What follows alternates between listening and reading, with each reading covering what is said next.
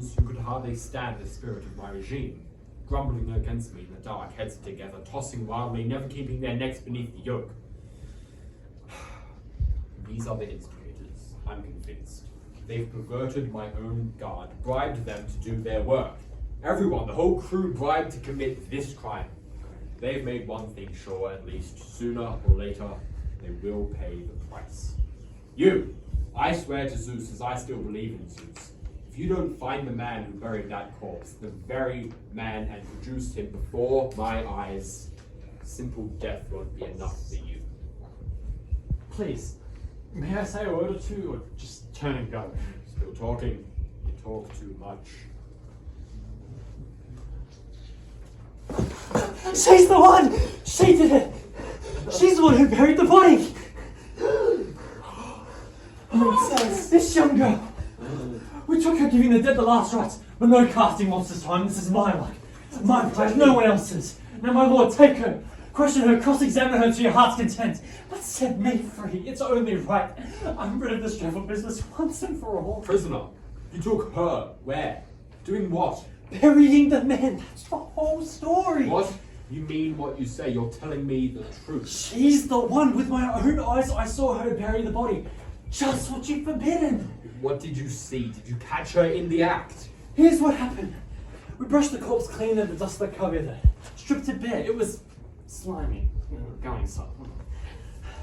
And we took to high ground, back to the wind so the stink of him couldn't hit us. Jostling, baiting each other to keep awake. Shouting back and forth, no napping on the job. Until the hours dragged by until the sun stood dead above our heads. A huge white ball in the noon sky, beating, blazing down. And then it happened suddenly, a whirlwind. Twisting, a great dust storm up from the earth. A black plague in the heavens filling the plains, ripping the leaves off every tree in sight. We squinted hard and took our whippings from the gods. And then the storm passed. It seemed endless. There we saw her, the girl! And she cried out a sharp, piercing cry. Like a bird come back to an empty nest, peering into its bed and all the babies gone. Just so when she sees the corpse bare, she lets out a long, shattering wail and calls down withering curses on all who did the work. And she scoops up dry dust, handfuls, quickly. And lifting a fine bronze urn, lifting it high and pouring, she crowns the dead with 3 full libations. Soon as we saw, we rushed her, closed on the kill like hunters, and she didn't move. We interrogated her, charging her with offence of both past and present.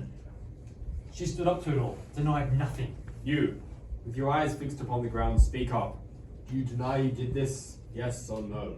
I did it. I don't deny a thing. You, get out, wherever you please. You've been cleared of a very heavy charge.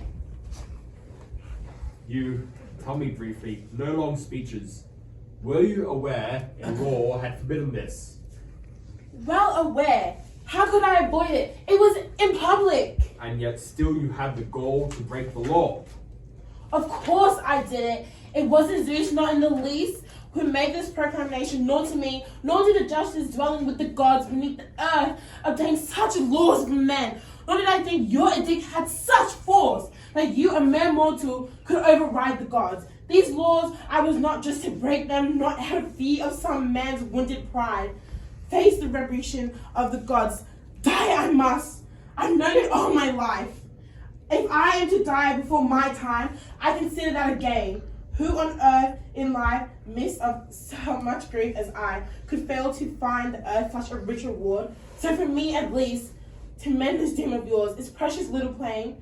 But if I am allowed my own mother's son to rot an unburied corpse, that would have been an agony. This is nothing.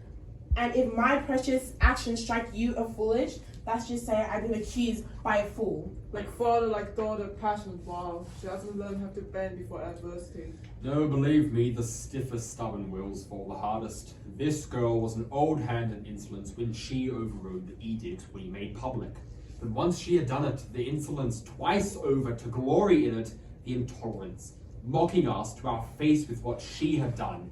Not the man, not now, if this victory goes to her head and she goes free. Creon, what more do you want than my arrest and execution? Nothing, then I have it all. Then why delay? Your moralizing repels me. Every word you say, pray to God. It always so natural. Oh, I repulse you. Enough! Give me glory! What greater glory would I win than to give my own brothers decent burial? These citizens would all agree. They would all praise me if their lips weren't locked in thee! Luckily triumphs the precipice of power, with this power to do and say whatever pleases them. You alone of all people in Thebes see things that way. They see it just the way, but differ to you and keep them tongues in lash. And you, aren't you so ashamed to differ from them, so disloyal? Not ashamed for a moment, not to honor my brother, my flesh and blood. Wasn't Eteocles a brother too? Cut down, facing him. Brother, yes, by the same mother, the same father. Then how can you render his enemies such honors, such impieties in his eyes? He would never testify to that. Eteocles is dead and buried. He will if you honor the traitor just as much as him. But it was his brother, not some slave that died. Ravaging our country, but Eteocles died fighting on our behalf. No matter death longs for the same rights for all. Never the same for the patriot as for the traitor. Who, Creon? Who on earth can say the ones below don't find the pure uncorrupt? Never. Once an enemy, never a friend, not even in death. I was born to join in love, not hate. This is my nature. Go down below and love, if love you must. Love the dead. While I'm alive, no woman is going to lord it over me. Look, it's Mimi's calm, weeping our sister's tear. You in my own house, you viper, slinking undetected, sucking my lifeblood. I never knew I was breeding twin disasters, the two of you rising up against my throne. Come, tell me, will you confess your part in this crime or not? Answer me. Swear to me. I did it, yes. If only she consents, I share the guilt, the consequences too.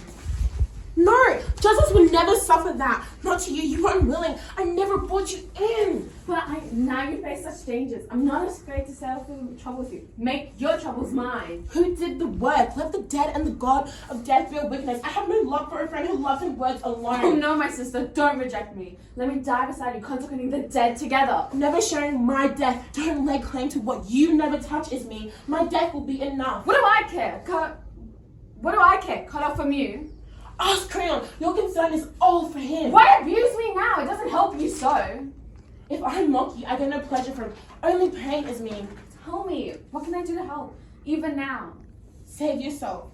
I don't grudge your survival. Oh no, and deny my portion in your death. You choose to live.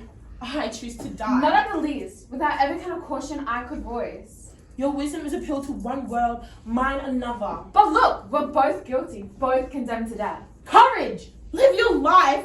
I gave myself to death long ago, so I might serve the dead. They're both mad, I tell you, the two of them. One's just shown it, the other's been that way since she was born. True, my king. The sense that we are born cannot last forever. Commit cruelty on a person long enough, and the mind begins to go. Yours did when you chose to commit your crimes with her. How can I live alone without her? Her. Don't even mention her name. She no longer exists. What, you kill your own son's bride? Absolutely. There are other fields for him to plough. But never as true as a bond as theirs. A worthless woman for my son propels me. Dearest Haman, your father wrongs you so. Enough of you and your talk of marriage. Creon, you're really going to rob your own son of Antigone. Death will do it for me. Break their marriage off. So it's settled then, Antigone must die. Settled, yes. We both know that.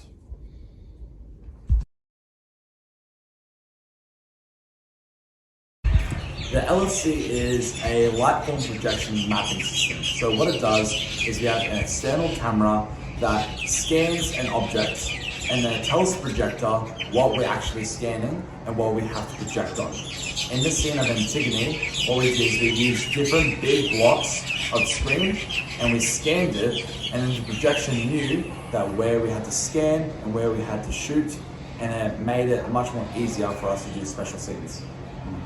We also, in the Antigone, we used LFC to put backgrounds around behind the actors so it would fit the theme of where they were and the setting and the location. Nice. Was there any issues that you came, any challenges you had?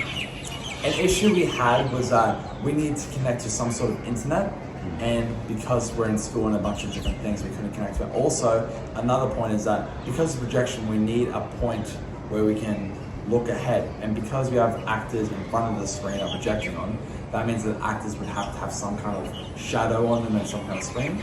And the way we would have to fix that, we would have to mount the projector from top and angle it down. But what we did is we had a bunch of blocks and we put the projector on top of that, and we just made it so that the actors who have backgrounds on them made that a feature rather than a problem. That's all, folks.